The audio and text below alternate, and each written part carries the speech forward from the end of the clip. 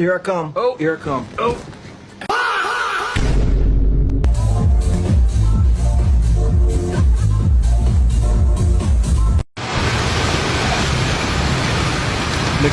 Nag-rescue ang Kalinan. Diyan nga pamilya oh. Rescue na nila. May grabing kusugan yun sa tubig. Diri sa banda sa may Barangay Riverside, Kalinan, Davao City. Kapin 3 ka oras na ang ulan diri.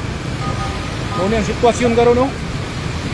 Wala, humol ng motor diri uban. Nagsupig yun sa ulan. Kusupig ang tubig. Isa ka pamilyahan kuning gi-rescue nila dire. Sa mga responder sa Kalinan.